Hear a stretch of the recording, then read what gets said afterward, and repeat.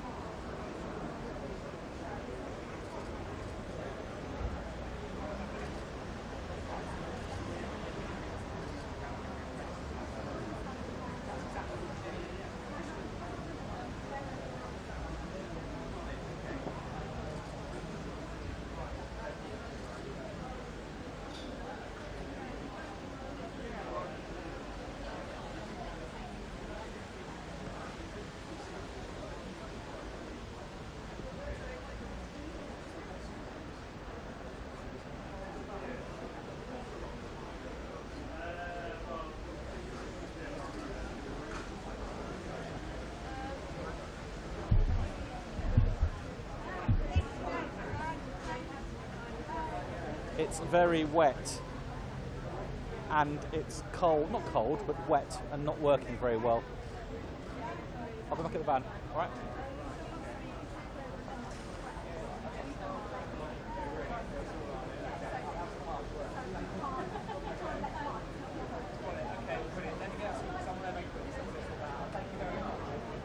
Ray, you've got to be on the other side of the barrier. You've got to be on the other side of the barrier.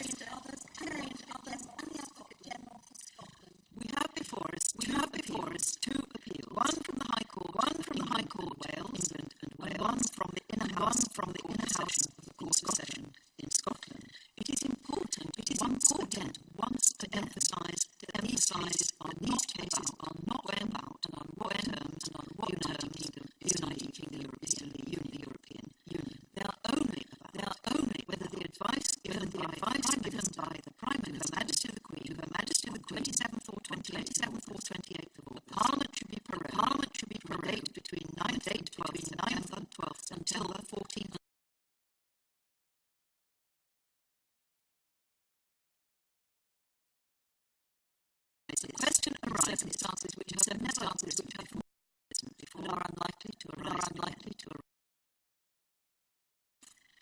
Briefly, the Scottish case was brought by the cross-party 75 members of Parliament and AQC on the 30th of July. Because of their concern, Parliament might be prorogued to avoid further debate to exit the day on the 31st of October. On the 15th of August, Nikita Costa, Director of Legislative Affairs at Number 10, sent a memorandum to the Prime Minister, copied to civil servants and special advisors, recommending that parliamentary private secretary approach the palace with a request for prorogation within September 12th, and for a Queen's speech October 14th. The Prime Minister ticked yes to that recommendation. On 27th or 28th, in a telephone call, he formally advised the Parliament to prorogue between those dates. On 28th August, Jacob Rees-Mogg, leader of the House of Commons, Lord President of the Privy Council, Mr. Mark Harper, Chief Whip, and the Baroness Evans,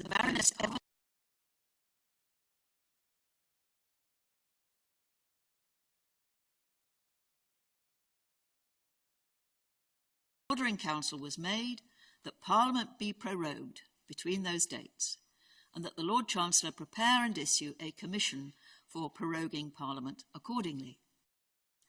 A cabinet meeting was held by conference call shortly after that, in order to bring the rest of the cabinet, quote, up to speed, end quote, on the decisions that had been taken. That same day, the decision was made public, and the Prime Minister sent a letter to all members of Parliament explaining it. As soon as the decision was announced, Mrs. Miller began the English proceedings, challenging its lawfulness. Parliament returned from the summer recess on the 3rd of September. The House of Commons voted to decide for themselves what business they would transact. The next day, what became the European Union Withdrawal No. 2 Act passed all its stages in the Commons. It passed all its stages in the House of Lords on the 6th September and received royal assent on the 9th September. The object of that act is to prevent the United Kingdom leaving the European Union without a withdrawal agreement on the 31st of October. On the 11th of September, the High Court of England and Wales delivered judgment dismissing Mrs. Miller's claim on the ground that the issue was not justiciable in a court of law. That same day, the Inner House of the Court of Session in Scotland announced its decision that the issue was justiciable, that it was motivated by the improper purpose of stymieing parliamentary scrutiny of the government, and that it and any prorogation which followed it were unlawful and thus void and of no effect.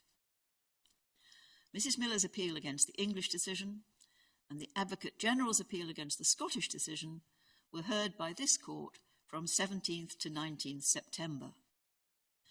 Because of the importance of the case, we convened a panel of 11 justices, the maximum number of serving justices who are permitted to sit. This judgment is the unanimous judgment of all 11 justices. The first question is whether the lawfulness of the Prime Minister's advice to Her Majesty is justiciable. This court holds that it is. The courts have exercised a supervisory jurisdiction over the lawfulness of acts of the government for centuries. As long ago as 1611, the court held that, quote, the king, who was then the government, hath no prerogative but that which the law of the land allows him, end quote. However, in considering prerogative powers, it is necessary to distinguish between two different questions. The first is whether a prerogative power exists, and if so, its extent. The second is whether the exercise of that power within its limits is open to legal challenge. This second question may depend upon what the power is all about. Some powers are not amenable to judicial review, while others are. However, there is no doubt that the courts have jurisdiction to decide upon the extent and limits of a prerogative power. All the parties to this case accept that. This court has concluded that this case is about the limits of the power to advise Her Majesty to prorogue Parliament.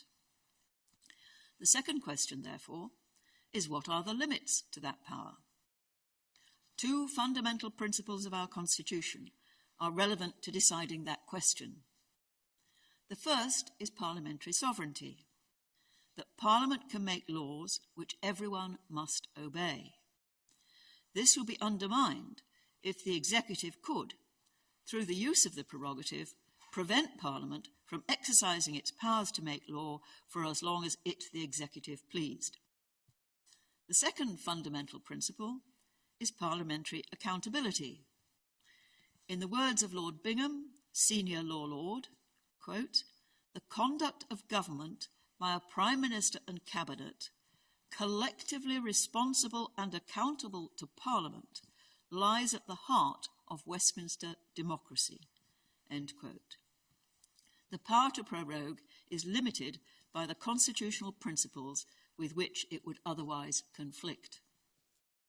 For present purposes, the relevant limit on the power to prorogue is this: that a decision to prorogue or advise the monarch to prorogue will be unlawful if the prorogation has the effect of frustrating or preventing, without reasonable justification, the ability of Parliament to carry out its constitutional functions as a legislature and as the body responsible for the supervision of the executive.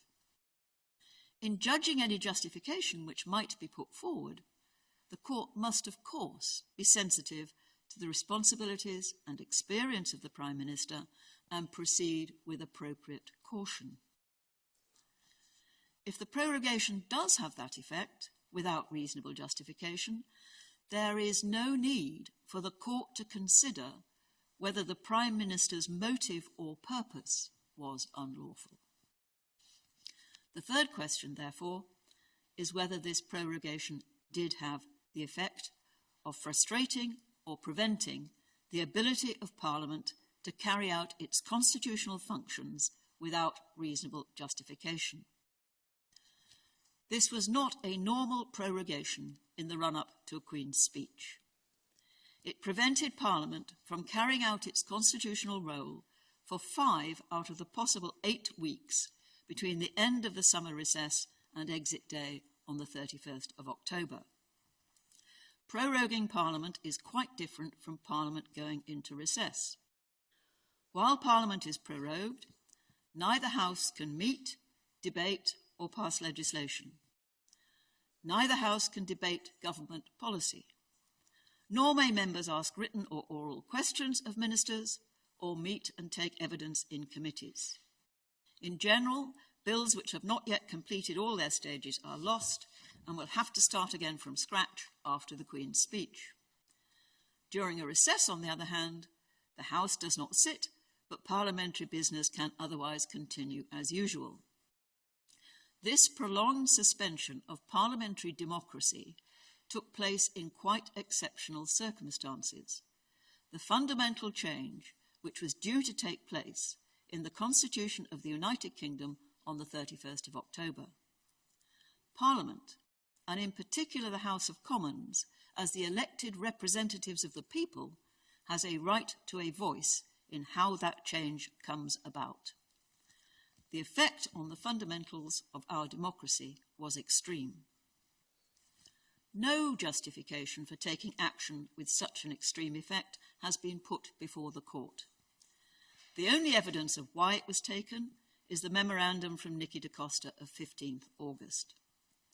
This explains why holding the Queen's speech to open a new session of Parliament on the 14th of October would be desirable. It does not explain why it was necessary to bring parliamentary business to a halt for 5 weeks before that, when the normal period necessary to prepare for a Queen's speech is 4 to 6 days. It does not discuss the difference between prorogation and recess. It does not discuss the impact of prorogation on the special procedures for scrutinising the delegated legislation necessary to achieve an orderly withdrawal from the European Union, with or without a withdrawal agreement, on the 31st of October. It does not discuss what parliamentary time would be needed to secure parliamentary approval for any new withdrawal agreement as required by Section 13 of the European Union Withdrawal Act 2018. The Court is bound to conclude, therefore, that the decision to advise Her Majesty to prorogue Parliament was unlawful because it had the effect of frustrating or preventing the ability of Parliament to carry out its constitutional functions without reasonable justification. The next and final question, therefore, is what the legal effect of that finding is, and therefore what remedies the Court should grant. The Court can certainly declare that the advice was unlawful. The Inner House went further and declared that any prorogation resulting from it was null and of no effect. The Government argues that the Inner House could not do that because the prorogation was a, quote, proceeding in Parliament, end quote, which, under the Bill of Rights of 1688, cannot be impugned or questioned in any court. But it is quite clear that the prorogation is not a proceeding in Parliament. It takes place in the House of Lords chamber, in the presence of members of both houses, but it is not their decision. It is something which has been imposed upon them from outside. It is not something on which members can speak or vote. It is not the core or essential business of Parliament which the Bill of Rights protects. Quite the reverse. It brings that core or essential business to an end. This Court has already concluded that the Prime Minister's advice to Her Majesty was unlawful, void, and of no effect. This means that the order in Council to which it led was also unlawful, void, and of no effect, and should be quashed. This means that when the Royal Commissioners walked into the House of Lords, it was as if they had walked in with a blank sheet of paper. The prorogation was also void and of no effect. Parliament has not been prorogued. This is the unanimous judgment of all 11 justices. It is for Parliament, and in particular the Speaker and the Lord Speaker, to decide what to do next. Unless there is some parliamentary rule of which we are unaware, they can take immediate steps to enable each House to meet as soon as possible. It is not clear to us that any step is needed from the Prime Minister, but if it is, the Court is pleased that his counsel have told the Court that he will take all necessary steps to comply with the terms of any declaration made by this Court. It follows that the Advocate General's appeal in the case of Cherry is dismissed and Mrs. Miller's appeal is allowed. The same declarations and orders should be made in each case. Copies of our full judgment explaining these conclusions and a transcript of this summary will be available immediately after the Court rises, and I urge you all to read them with care. The Court will now adjourn.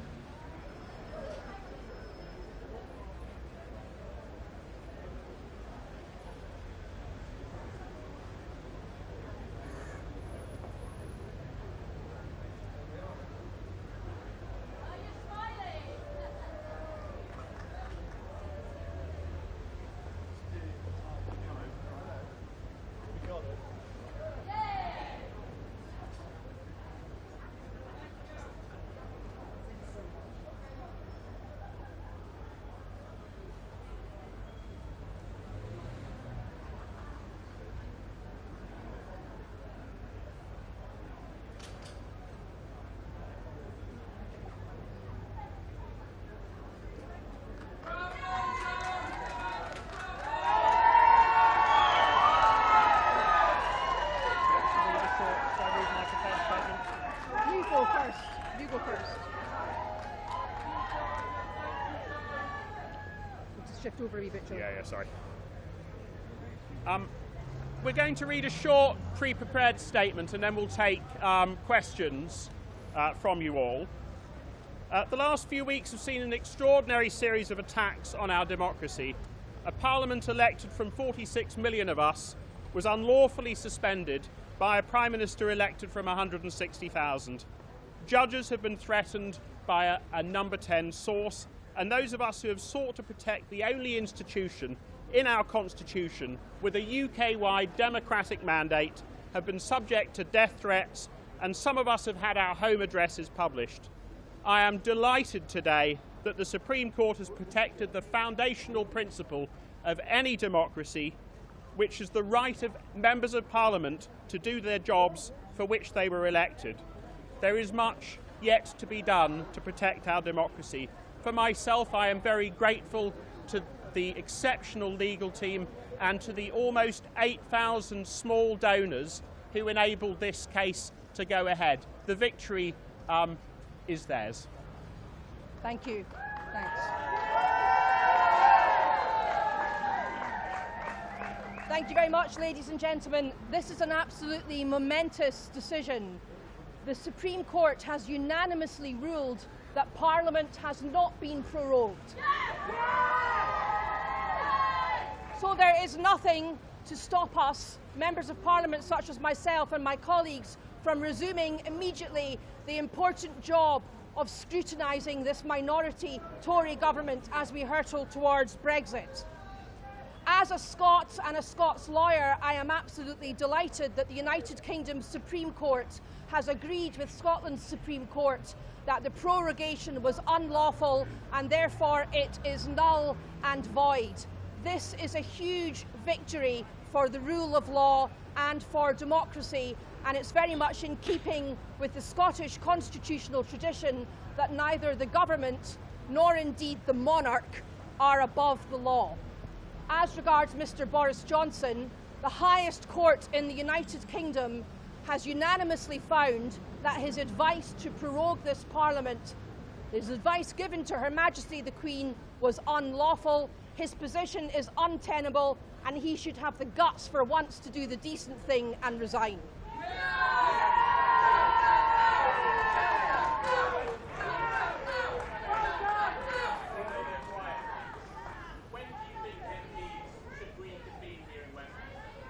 Immediately, or as soon as possible. Many of us are here already.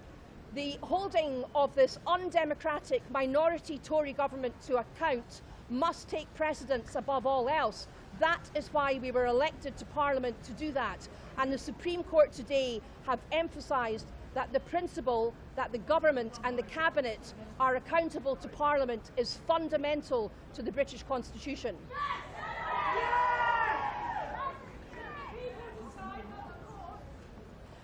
The courts have decided, not a political decision as they emphasised, the courts have decided that it has long been the law in England and indeed in Scotland that the government is subject to parliamentary scrutiny by members of Parliament elected by the people, and that for the government to prorogue Parliament for a lengthy period of time means that Parliament is unable to do that. So that is a decision in law, not a political decision. The politics takes place over there. The Supreme Court have simply made it possible for us to get back in there and hold this government to account. There were two possible outcomes on the table before the Supreme Court. One is that the decision of the Prime Minister to suspend Parliament was lawful, and one that the decision of the Prime Minister to suspend Parliament was unlawful. Both of those decisions have political consequences, and both engage a question which is a question of law, which is whether it is the court's job to protect the sovereignty of Parliament. There is no sensible way in which it can be said that the Supreme Court, in choosing either one or the other, was making a political decision. Okay. Right, thanks. Thank you.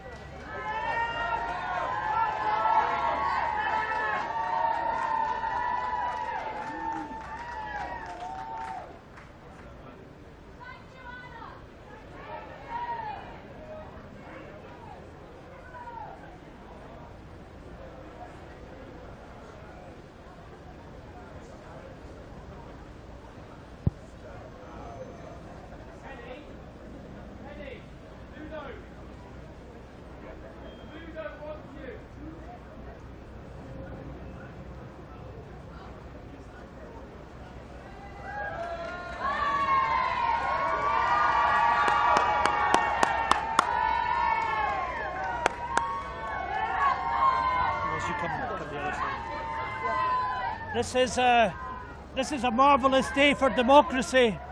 This is a very clear indication to Boris Johnson and to the government that you cannot shut down Parliament with impunity. This is an absolutely stunning judgment by the Supreme Court today. None of us anticipated that we would have a result such as this. It is now very clear that we all have a job to do. We must be back in Parliament immediately. I know the Speaker is going to be consulting with all the party leaders. We want to get back to work. And quite frankly, on the back of this, Boris Johnson must resign immediately. The Supreme Court spoke today with utter clarity and unanimously. We have not been prorogued. We must now return as members of Parliament to represent our constituents. The executive does not have the power to override the voice of parliamentary democracy, and Parliament is sovereign. Johnson must resign. Absolutely, and I think important here too is the fact that we must have a written constitution after this. Thankfully, the Supreme Court has ruled unanimously in our favour, but it should never have come to this. It shouldn't require the courts to have to uphold parliamentary sovereignty. That is why, as well as celebrating this victory today, we must set about putting in place a written democracy. We need a written constitution, a citizens' assembly to set out that written constitution so that we are not at the whim anymore of gentlemen's agreements that no longer work. This is a triumph for parliamentary sovereignty. This is a triumph for all of us, and I pay tribute to all of the amazing people inside the court and outside the court that have delivered this result. Johnson must go, and we must get back to work. Hear, hear. There's something really important also to say, that this is the full court, all 11, and it was unanimous. And I don't think any of us, in truth, ever thought that they would quash the prorogation. This is a very serious matter. It has huge constitutional consequences. It's a fantastic day for democracy. And at last, the people of this country are taking back control. We're all fed up with Brexit. We want it to come to an end. And the only way now to resolve it is to have that people's vote and get it back to the British people.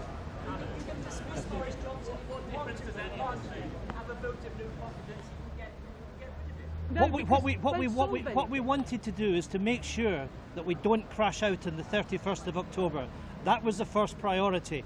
It is quite clear that this is a Prime Minister that does not have the dignity that's required for office. He's acted out with his powers. He should go. We want to get rid of him. We will get rid of him. We want to make sure in the first instance we don't leave the European Union on a no-deal basis. I want to thank everybody, colleagues on a cross-party basis that have come together, those that have brought the legal action. Brilliant. This is a brilliant day for democracy. Congratulations to everyone. Paul Bratt, there's Paul from my TV.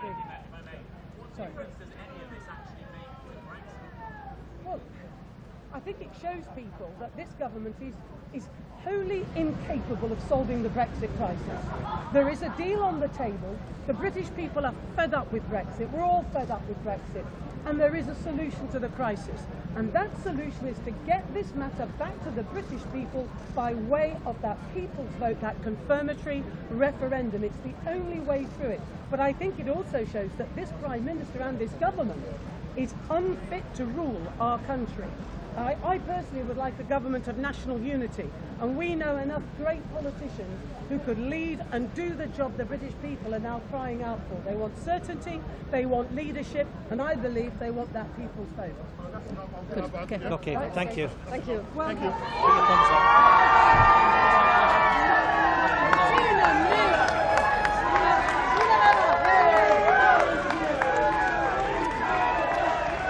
Good morning. Good morning, everyone. Today is not a win for any individual or cause. It's a win for parliamentary sovereignty, the separation of powers, and the independence of our British courts. Crucially, today's ruling confirms that we are a nation governed by the rule of law, laws that everyone, even the Prime Minister, is not above. Do not let the government play down the seriousness of the judgment today. a unanimous judgment. They have spoken unequivocally. And what I say to the Prime Minister is to repeat Lady Hale's words: the order was a blank piece of paper. Parliament was not prorogued. MPs should turn up for work tomorrow and get on with scrutinising this government. I would like to express my sincere thanks to my legal team, Lord Panic, Tom Hickman, Mishcon Durea. We have had twice in 3 years to come to the Supreme Court to ensure that the government does not put itself above the law. The ruling today speaks volumes. This Prime Minister must open the doors of Parliament tomorrow. MPs must get back and be brave and bold in holding this unscrupulous government to account. Thank you.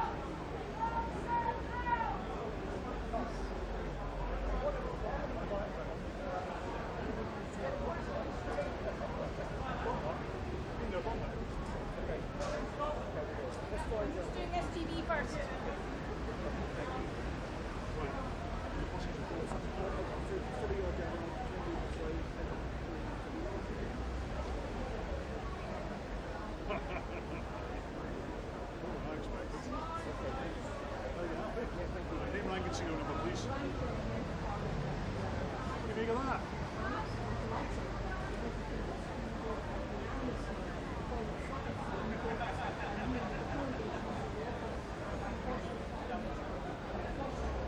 So what happens now?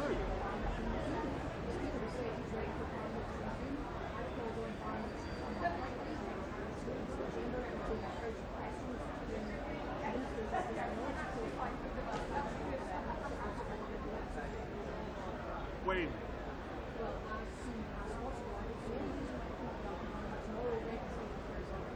Does this mean there is no Queen's speech now?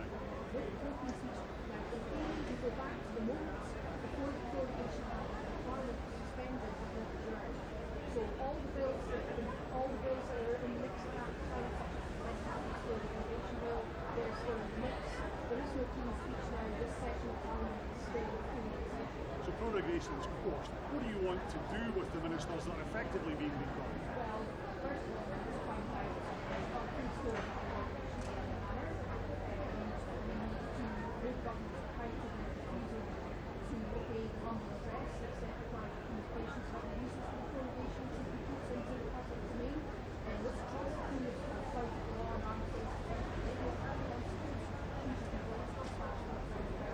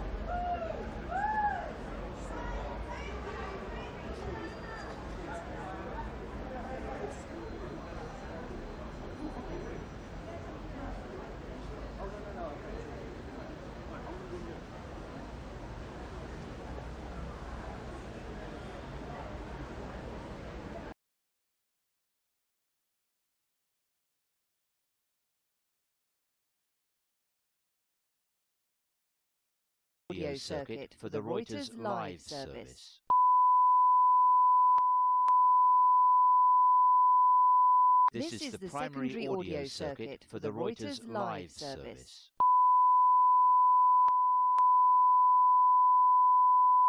This is the primary audio circuit for the Reuters live service.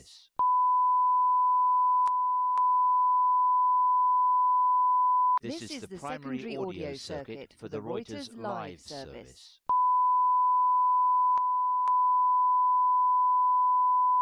This is the primary audio circuit for the Reuters live service.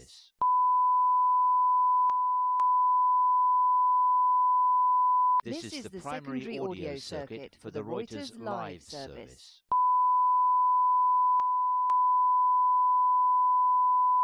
This is the primary audio circuit for the Reuters live service.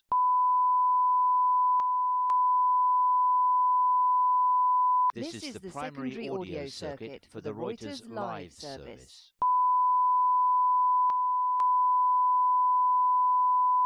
This is the primary audio circuit for the Reuters live service.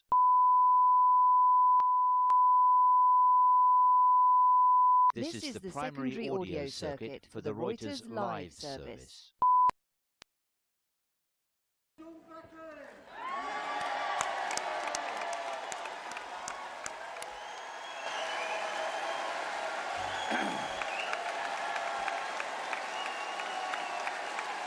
Friends, comrades,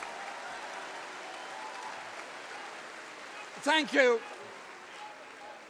Thank you. Two things. Firstly, massive congratulations to Becky on a brilliant speech and all that she does for the green industrial revolution, because that is what a Labour government will deliver. The Supreme Court has just announced its decision.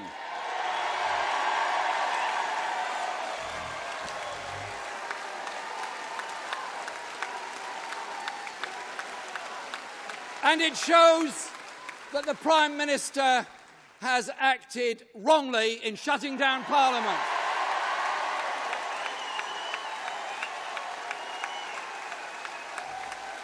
It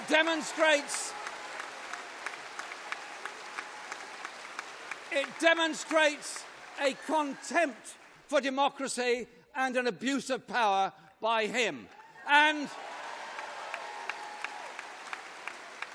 the Supreme Court, therefore, passes the baton to the Speaker to recall Parliament. I will be in touch immediately to demand that Parliament is recalled so that we can question that Prime Minister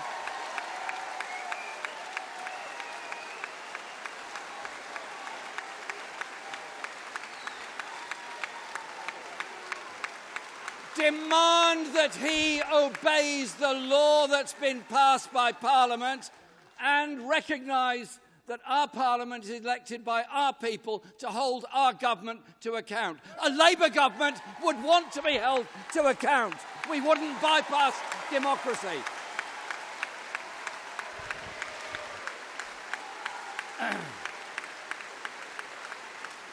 And I invite Boris Johnson, in the historic words, to consider his position.